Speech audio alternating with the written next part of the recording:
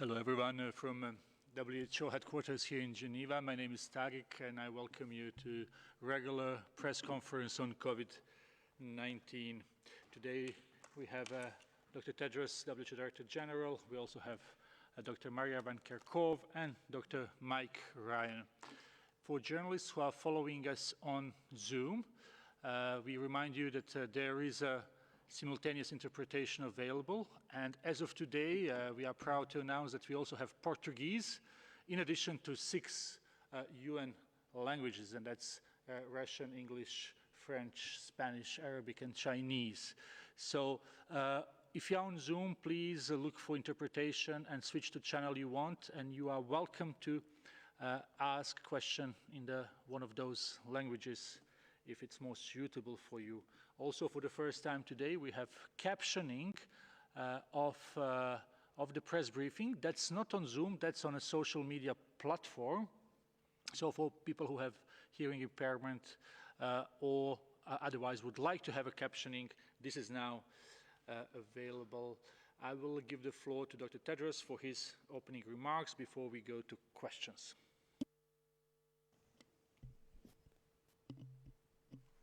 Thank you. Thank you, Tariq. Good morning, good afternoon, and good evening. First of all, we're pleased to have interpretation services available in Portuguese today. And I would like to welcome all Portuguese-speaking journalists to join. The next will be Swahili and Hindi. And we will continue as WHO to invest in multilingualism because our beauty is our diversity. WHO remains committed to providing access to as much information as possible in as many languages as possible and reach every corner of our world. I have said since the beginning that the most important resource in the fight against COVID-19 is solidarity. Solidarity, solidarity, solidarity. The launch of the Access to COVID-19 Tools Accelerator on Friday was a powerful demonstration of that solidarity. WHO is deeply grateful to the many world leaders and partners who have come together to ensure no one misses out on life-saving vaccines, diagnostics, or therapeutics. We look forward to more countries and stakeholders supporting this global collaboration, this global movement. This initiative is a vital investment in the response, both for the short term and the long term. Diagnostics are helping us now to find cases and ensure people are isolated and get the right care. And we're hopeful that the Solidarity trial will shortly help us to understand which therapeutics are the most safe and effective for treating patients. But ultimately, we will need a vaccine to control this virus. The success in developing effective drugs and vaccines for Ebola reminds us of the enormous value of these tools and the enormous power of national and international collaboration to develop them.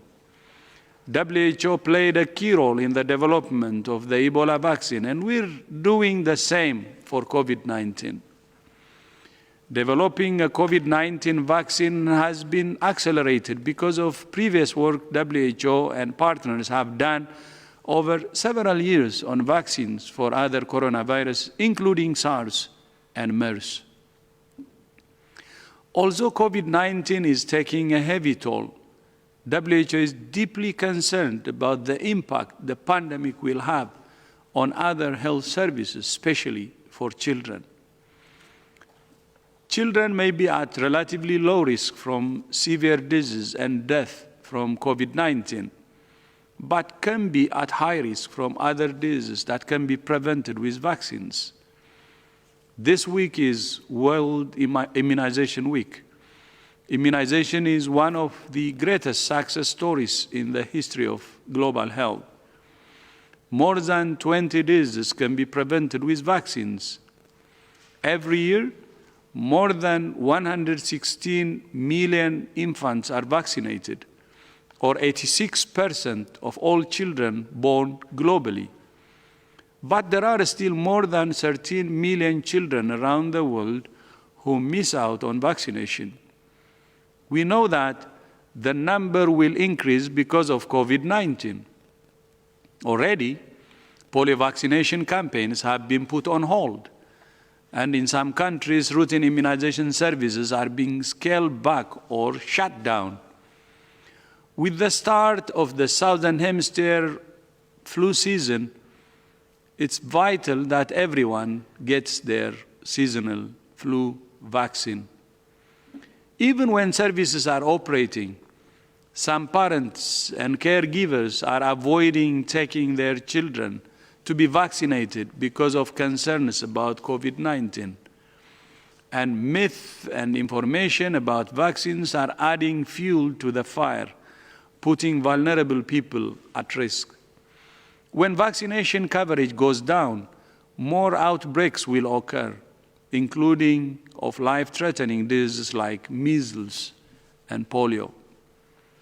Gavi, the Vaccine Alliance, has estimated that at least 21 low- and middle-income countries are already reporting vaccine shortages as a result of border closures and disruptions to travel. So far, 14 vaccination campaigns supported by the Gavi against polio, measles, cholera, human papillomavirus, yellow fever, and meningitis have been postponed, which would have immunized more than 13 million people. The tragic reality is that children will die as a result. Since 2000, Gavi and partners, including WHO, have helped vaccinate more than 760 million children in the world's poorest countries, preventing more than 13 million deaths. Gavi has set an ambitious goal to immunize 300 million more children with 18 vaccines by 2025. To reach this goal, Gavi will require $7.4 billion in its upcoming replenishment. We call on the global community to ensure Gavi is fully funded for this life-saving work. This is not a cost.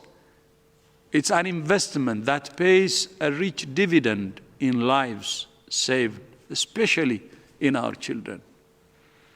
Just as immunization has been disrupted in some countries, so have services for many other diseases that afflict the poorest and most vulnerable people, including malaria.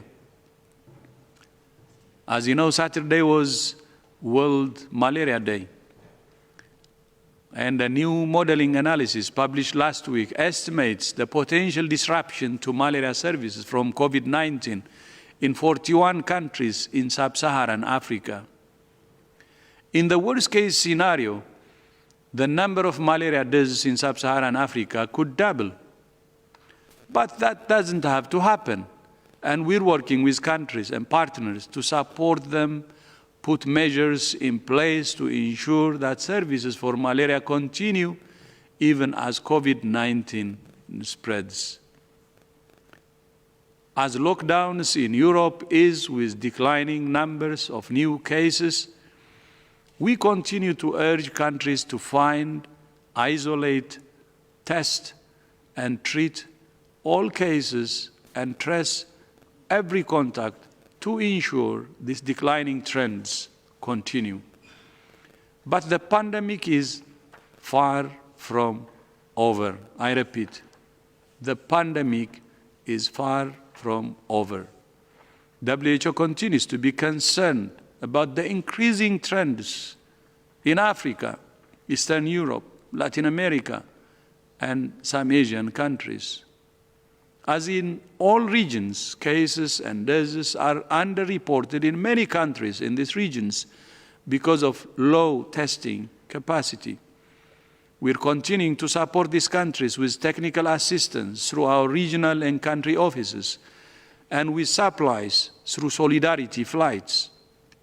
In the past week, we have delivered supplies to more than 40 countries in Africa, and more are planned.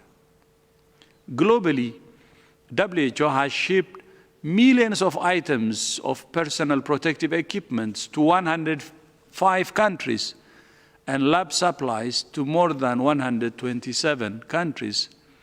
And we will ship many millions more in the weeks ahead, and we're preparing aggressively. Later this week, WHO will launch its second strategic preparedness and response plan with an estimate of the resources needed for the next stage of the global response. I would like to thank the People's Republic of China, Portugal, and Vietnam for their recent contributions to WHO Strategic Preparedness and Response Plan. We're also grateful to the more than 280,000 individuals, corporations, and foundations who have contributed to the Solidarity Response Fund, which has now generated more than $200 million US. And I thank Flu Lab especially for its contribution of $10 million US.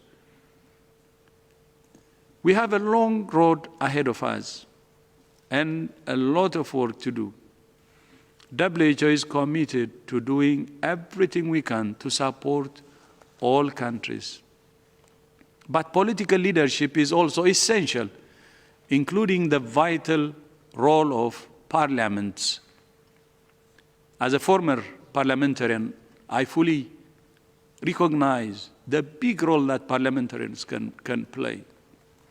Tomorrow, I'll be participating in a webinar for parliamentarians hosted by WHO, the Interparliamentary Union, and the United Nations Office for Disaster Risk Reduction to discuss the role parliaments can play to reduce risks, strengthen emergency preparedness, and increase resilience.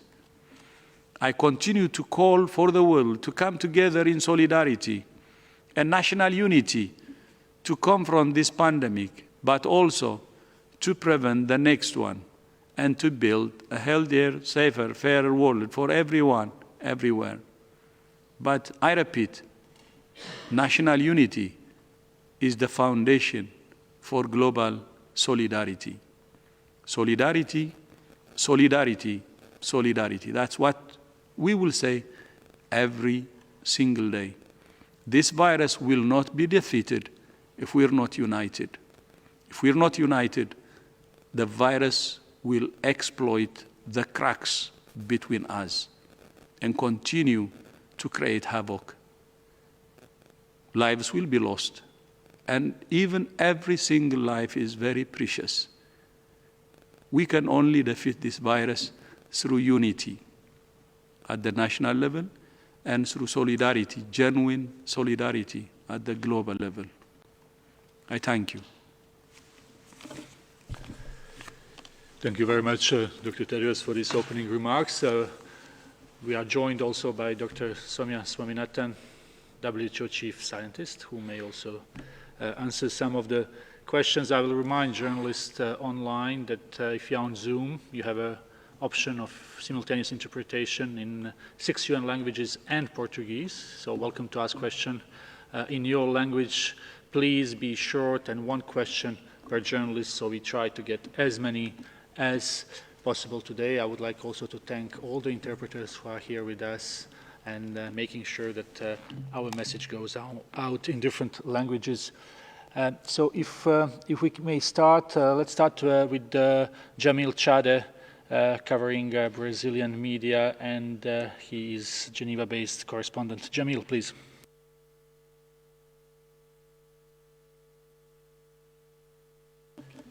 Do we have Jamil on the line? Yes, I'm here. Yes, please go ahead, Jamil. Yes, Dr. Tedros, I'm going to ask in Portuguese, hi, before, but I'm going to ask in Portuguese so we can inaugurate the service. Please go ahead. Portanto, minha pergunta é a seguinte, Dr. Tedros. como o senhor citou, existe um fenômeno da subnotificação. E, ao mesmo tempo, o afrouxamento das quarentenas estão baseados nesses números. Portanto, será que não existe um perigo de haver um erro real para o afrouxamento dos confinamentos, das restrições, com base justamente em números que não são reais? Além disso, o presidente Bolsonaro disse que não tinha por que seguir as orientações da OMS porque o senhor não é médico. Qual é a resposta que o senhor daria? Muito obrigado.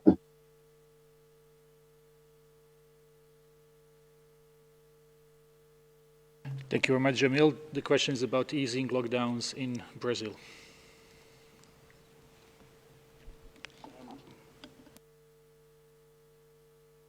Sorry, excuse me. I can't speak to the specific situation in Brazil. I know that over the last week there's been an overall increase in reported cases, but I think about 50–60% increase in reported cases, but that situation may reflect different epidemiology in different states. Brazil is a very, very large country. I think we need to look at trajectory, at the direction of travel of the epicurve, because the amount of testing is varying. Some countries, for example, brought on extra testing in the last number of weeks, and their cases have gone up temporarily, and now their cases are starting to drop. That's absolutely true.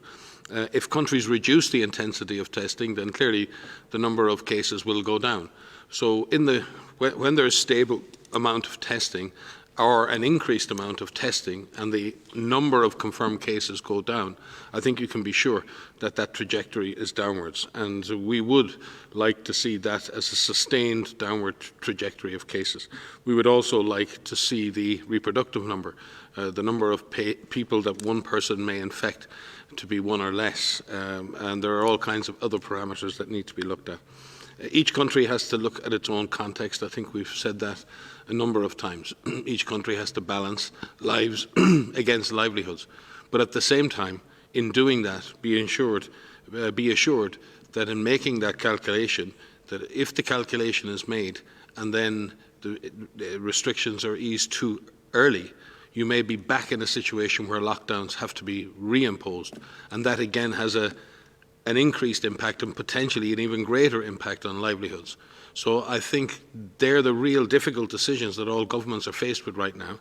And there are no easy answers. And I think we have to recognize that. Each government is dealing with a very different context of epidemiology, of expectations of communities, of the epidemiologic context.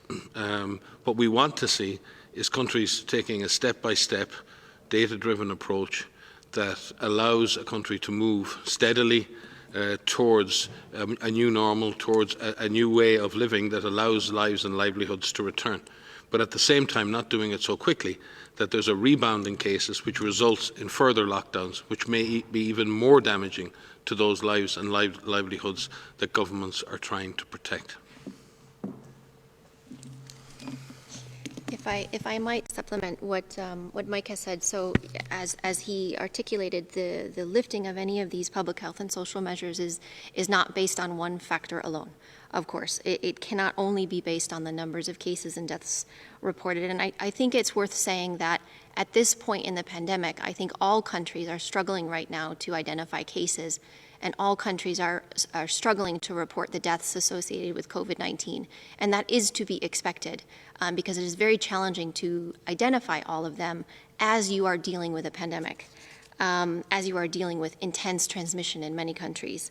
But in addition to the transmission that may be happening in the country and the numbers of cases and deaths that are identified, there's a number of other factors that must be considered, which include the ability of the country to identify the virus. So whether it's a workforce of contact tracers to help find the virus, whether it's the workforce in your healthcare facilities and your frontline facilities to be able to deal with patients, looking at the numbers of beds available in hospitals for mild patients, for severe patients. What does that look like in terms of your ability to handle an increased burden if case numbers increase again? making sure that if workplaces are open, if schools are opened, that those places are ready to receive students again, ready to receive people back at work, where you can still manage physical distancing, where you can still manage the ability to keep people physically separated but let them work. It requires having the entire population engaged and informed to understand that this needs to happen in a slow, measured, and controlled way. And as the DG has said, and has said repeatedly, this will take some time, and this is nowhere near over. And we need everyone to be mentally prepared that we have some more to go. And that may require being more patient and having to deal with some of these measures that are difficult to deal with. So it isn't just case numbers and deaths alone. It's a combination of factors that need to be looked at so that a risk-based approach is taken to lift some of these measures. Yeah, thank you. So I would like to say a few words. On countries following WHO's advice, we can only give advice to countries, but one thing should be clear. We don't have any mandate to force countries to implement what we advise them. It's up to the countries to take our advice or reject it.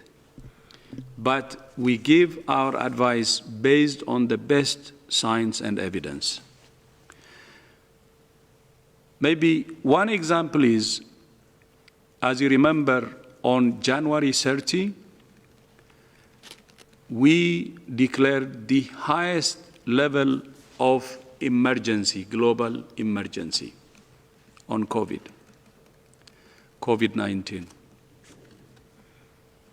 Based on the international health regulation, WHO can declare the highest level of global emergency, and we did that on January 30th.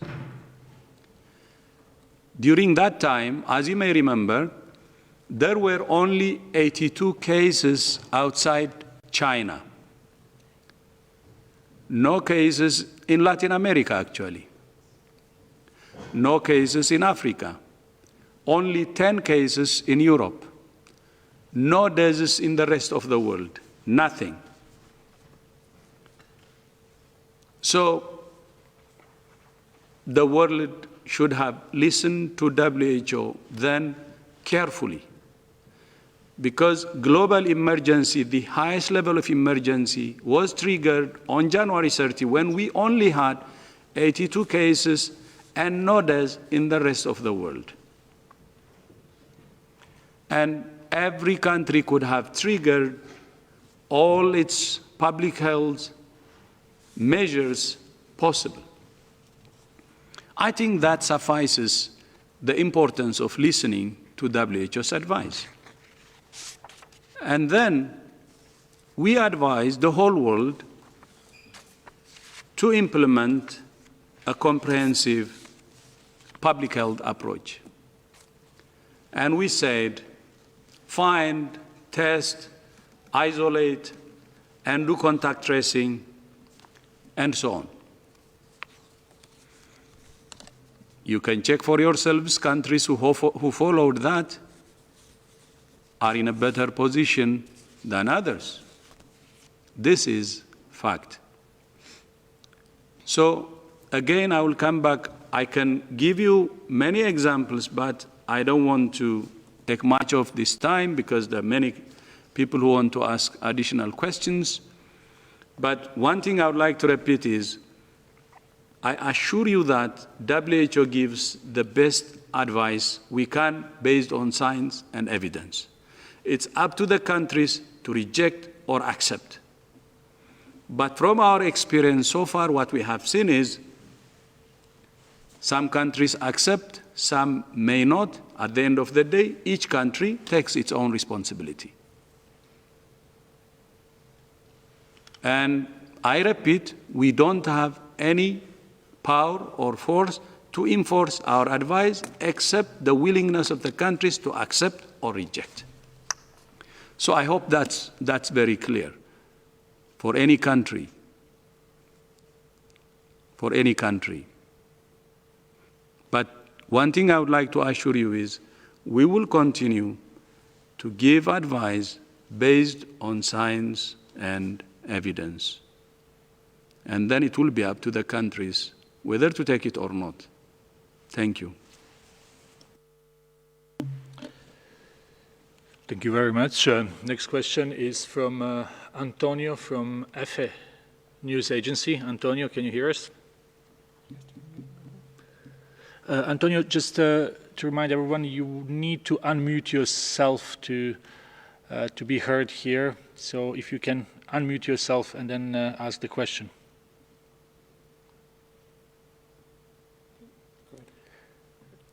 Gracias, Tariq. Mi pregunta es sobre la iniciativa ACT Accelerator que la semana pasada lanzó la OMS, en la que participaron numerosos líderes mundiales, aunque fue destacada la ausencia de líderes de gobiernos como Estados Unidos o China, que son precisamente dos de los países donde parece más avanzada la investigación de vacunas y tratamientos contra la COVID-19. Entonces, mi pregunta es si la OMS teme que estos dos países en el futuro no compartan los avances que pueda haber en este sentido y que China y Estados Unidos se distancien un poco de la OMS. Muchas gracias. Thank you very much, Antonio. The question is about a vaccine initiative and absence of some countries. Yes, no, thank you. The absence of some countries, we haven't invited all countries. We have invited countries who have some regional leadership. For instance, we have invited Saudi Arabia because it's the G20 presidency. And we have invited Germany because it's going to take over in June the leadership of the EU Council. And we have invited Malaysia because it's the chair of ASEAN. We have invited South Africa because it's the current chair of the African Union, and on and on. Of course, there are some exceptions like France and UK. It's because they were in the initial negotiation, and this was the countries who have started the discussion at its infancy, and also the leadership they have given until the launching of the initiative. But if you take the countries I have just mentioned, they were invited based on their role in their respective regions, because we cannot bring all countries. So China didn't participate, or others, because of the same reason. Thank you.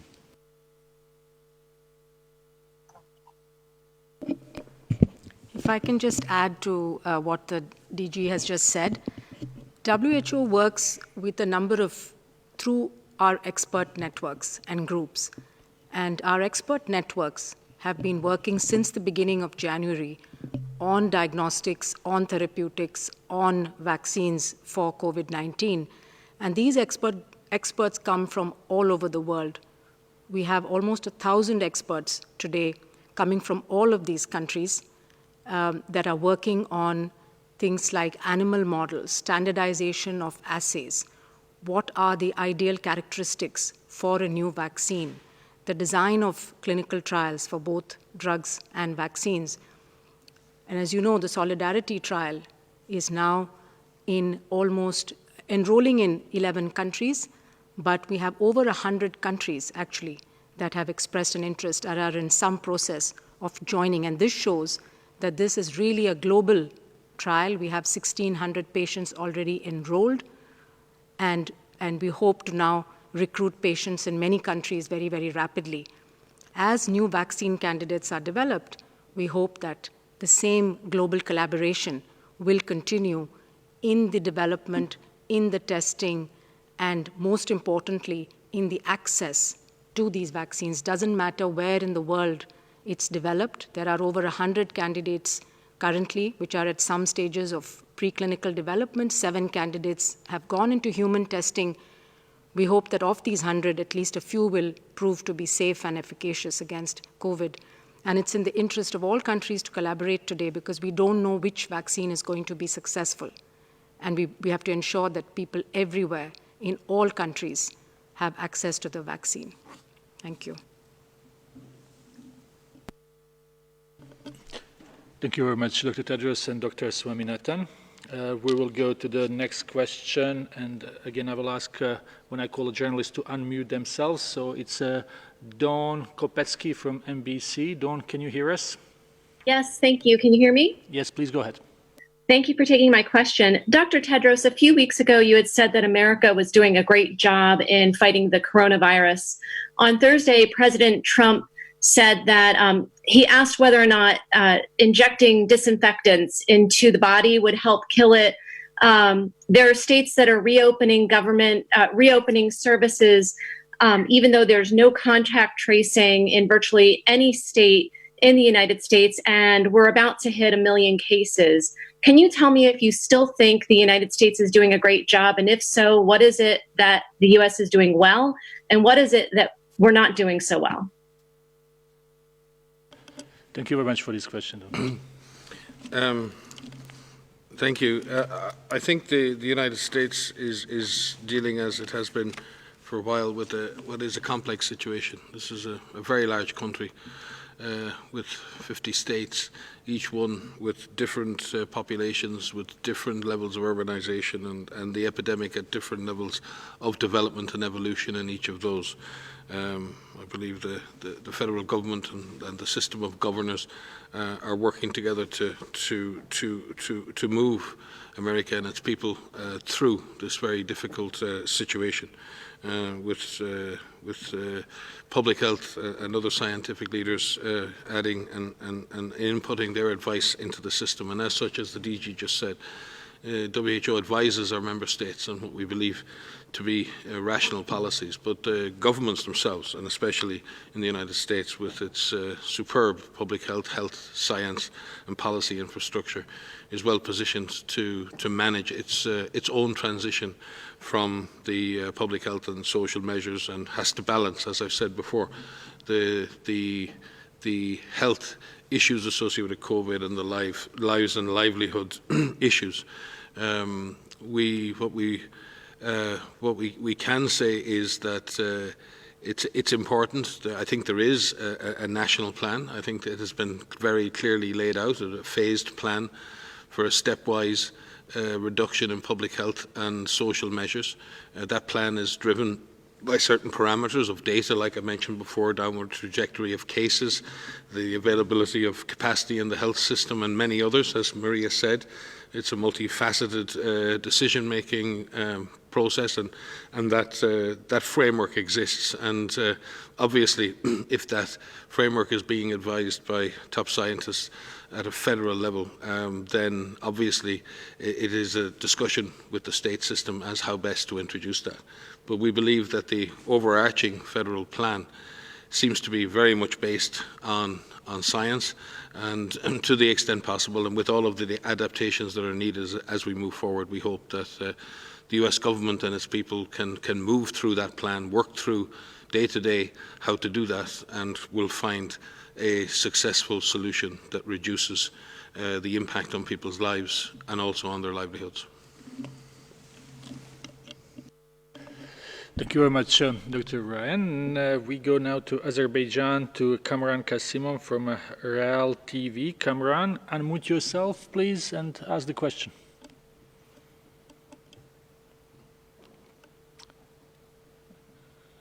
Do we have... Can you hear me? Yes, please. Can you hear me? Yes, please go Okay. ahead. Greetings from Azerbaijan, from Real TV. Thank you, Mr. Tariq.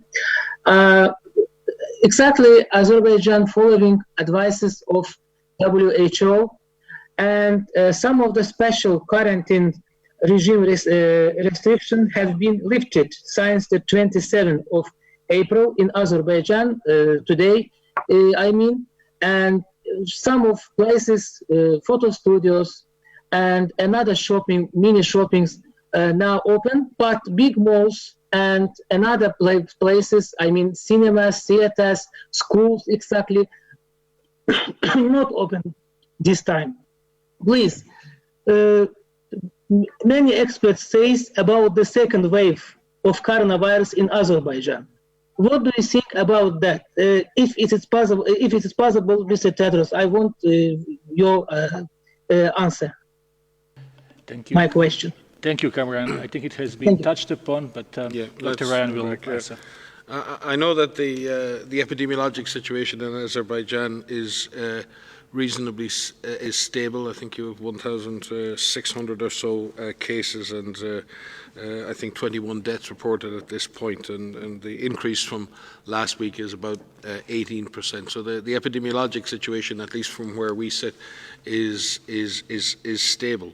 And as governments around the world in a stable situation are looking to see how they can open up, there is always the risk of, as we move away from these public health and social measures, and remember, as the Director General said, these measures, had to be put in place in order to suppress what was a very, very rapidly developing and deteriorating situation in many countries. And it's to the credit of governments and their peoples that they've managed to successfully suppress the worst parts of the pandemic in their countries. The challenge now is how to unlock, how to have an exit strategy that doesn't result in the disease bouncing back. And that bounce back can happen in another wave, and that wave can happen now, or it can happen in a month, or it can happen in 2 months. We don't know what's going to happen in 2, 3, 4, or 5 months when we may see a re-emergence of the disease. We don't know what's going to happen. But what we do know is that if countries release those measures, if you release the pressure, and in a sense, the public health and social measures, the lockdowns have created huge pressure on the virus. They're preventing the virus finding new victims. And in doing that, you're putting that pressure on the virus's capacity to survive. And I think it's fairly logical that if you lift that pressure too quickly, the virus can jump back. And we don't know how quickly, and we don't know for sure which are the measures that will result in a successful exit strategy. We do know, for example, and I think everyone agrees, that large-scale mass gatherings are not a good thing. But what all governments are really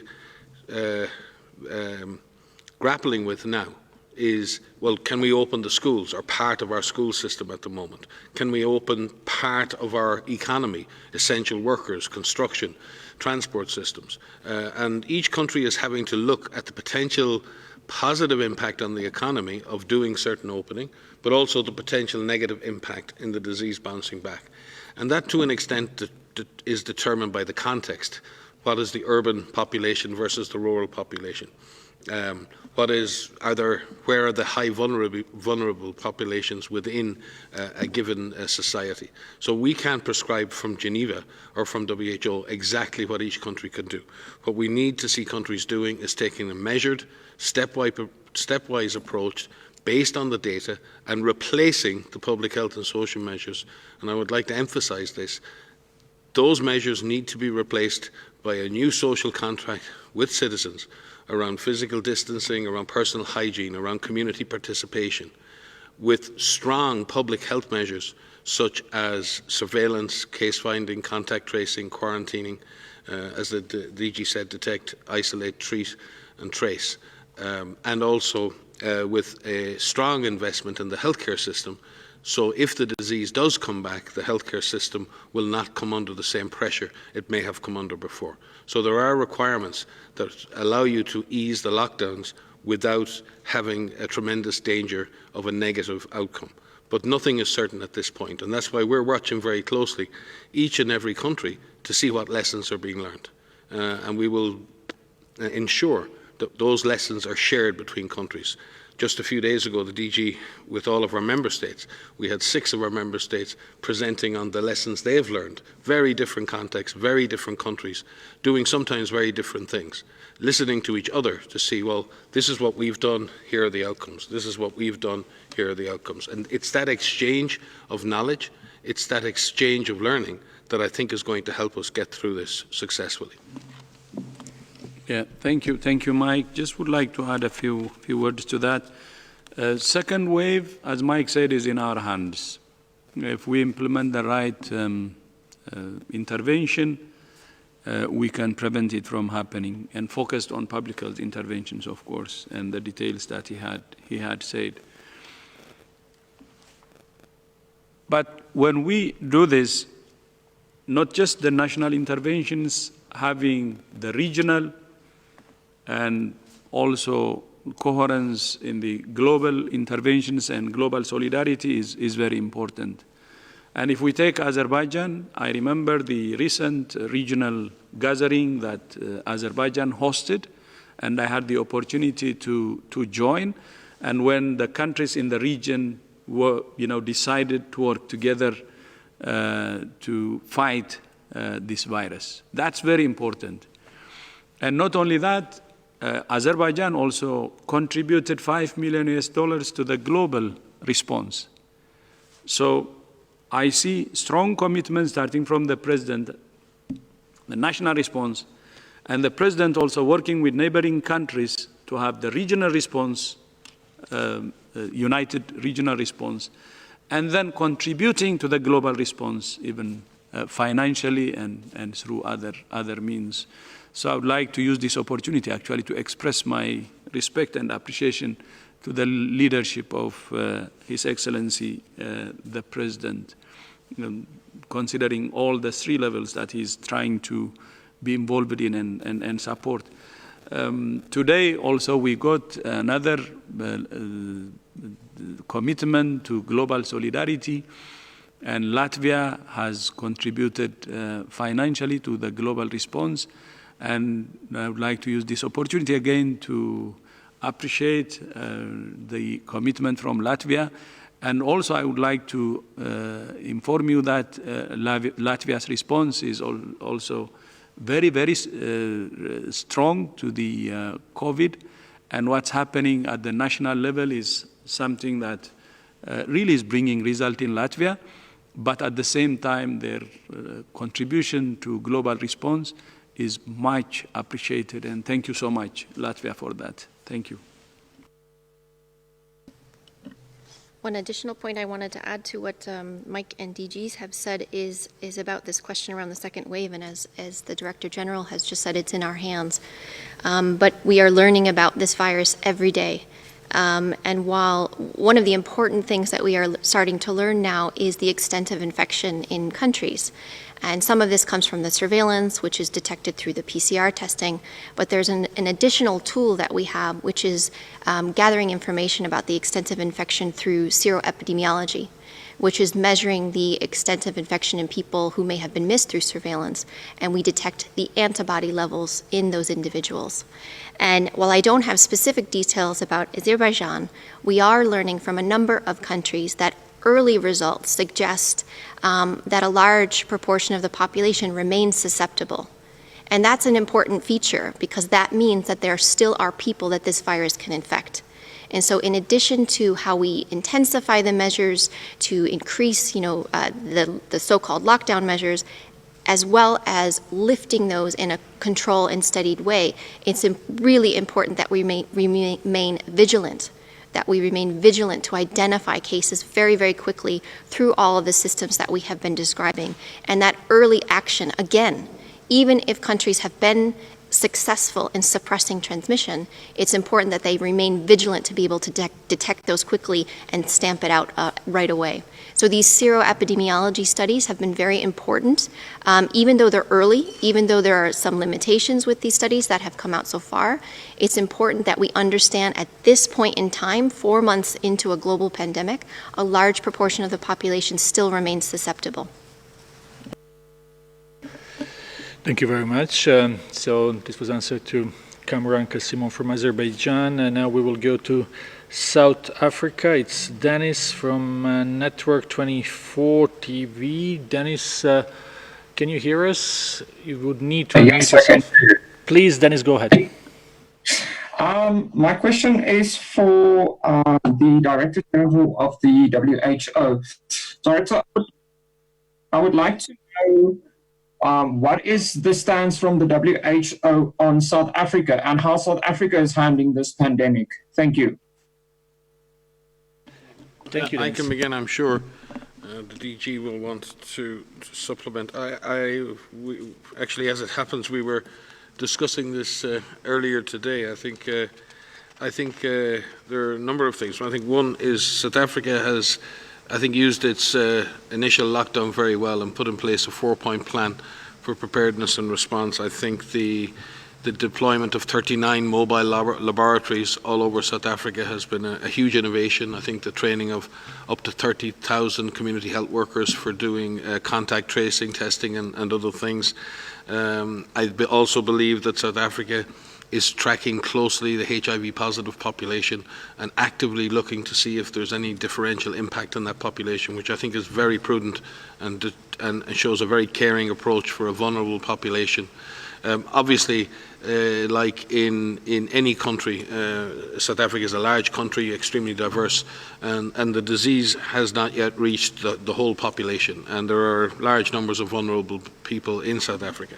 So South Africa, like every country, is not out of the woods. But South Africa was the first country in Africa to develop its own capacity to do laboratory testing, and also has given that gift to the rest of Africa through the training it has run with the Senegalese Institut Pasteur Lab and others. So South Africa is a net contributor to capacity building in Africa. And also because South Africa is entering or will enter into the influenza season fairly soon with countries like Argentina, like Chile, like Australia, it's really important that we support countries in the southern hemisphere who do experience yearly influenza cycles to ensure that they have the capacity to both manage and monitor both influenza and COVID-19 at the same time. Because I believe the lessons that are learned in the experience those countries will have with potentially both diseases circulating at the same time will not only benefit their countries, but will greatly benefit countries in the northern hemisphere who may face the same situation in 6 months' time. So we have a huge benefit to gain from investing in the capacities, the scientific, epidemiologic and other capacities in South Africa, which have been demonstrated already to be very strong. But I'm sure, as I said, that every country faces its own challenges, and I'm sure the lockdowns have not been easy for communities, particularly those in poor and vulnerable settings. But I hope I can say this without fear of contradiction. I think South Africa has really shown the way in Africa, and it's showing the way globally for how a country that has facing its own economic and other difficulties has clearly demonstrated a very strong public health-led response to this pandemic. But still, nobody is out of the woods yet. Thank you. I have been following up developments in South Africa, and one thing that we need to underline is its community, based approach, and the deployment of community health workers. That's one. And the other is, on the risk-adjusted strategy on COVID-19. I got the information that there are now like 69,600 emails received from citizens, their comments, their inputs. I think this type of listening to communities, listening to their concerns, listening to their inputs can really help. To defeat COVID-19, the solution is making it everybody's business. And that's why, as WHO, we have always been saying, please break the barrier across party lines, come together, whether you're in the left, right, or in the middle. This is about saving the lives of your people. So just unite as one. No party lines should really divide you. And listen to your communities. Listen to the citizens. Get their inputs on how to fight this outbreak or this pandemic. That's the solution. And truly, this kind of consultation with the community that South Africa is doing is very, very important. So please continue doing that, listening to your people, getting inputs from them, understanding their concerns, and all political leaders joining hands working together to defeat this virus. So it's not an easy thing. I'm not saying it will be easy for South Africa, but the community-based approach, listening to the community and getting input from the community, will really help. Whether it's getting emails like the 69,000 emails or other ways of inputting, getting their advice from the communities is very important. Our communities know the problems, know the root causes of the problems. They also know the solutions. Let's listen to our citizens. Let's listen to our people. Let's make this fight truly community-based. Thank you very much. Next question is from Ankit Kumar from India Today. Ankit, can you hear us? Yes, I can hear you. Good evening. My name is Ankit Kumar. I represent India Today. My question is, in India, scientists from 2 institutions have claimed that high fatality rate in some of the cities could be possibly linked due to a L-type strain of the virus. Is there any evidence to show that the fatality rate is higher in this particular L-type strain? If you could please talk about it. Thank you. Thank you for that question. So there are a number, we're working with a global network of virologists and laboratorians across the world that are looking specifically at the sequences of the viruses that are circulating around the world. And there are more than 10,000 full genome sequences available. I don't even have the last count, but at least 10,000 full genome sequences that are available. And we're looking at the changes in the virus to see if any of those changes mean that the virus has mutated and that it changes in terms of its transmissibility or its ability to infect people or its ability to cause severe disease. And so far, this virus is relatively stable. There are changes in the virus which are expected in RNA viruses, but these changes are within the expected range, and there aren't any differences in the viruses that have been found in different countries that suggest that it behaves differently in terms of its ability to transmit or its ability to cause severe disease in people. Thank you very much, Dr. Van Kerkhove. Now we go to Tania Valbuena, N+1, that's online science magazine for Latin America and Spain. Tania, can you hear us? Maybe you need to unmute yourself, Tania Valbuena. Hola. Hola. Please go ahead. Perfecto. Bueno, mi pregunta va especialmente con la notificación que hicieron el viernes de los pasaportes de inmunidad que algunos países están realizando. ¿Qué evidencias científicas aún se necesitan para corroborar si esta información es pertinente en este momento de la epidemia y qué otras acciones deben hacer estos países para reactivar sus actividades?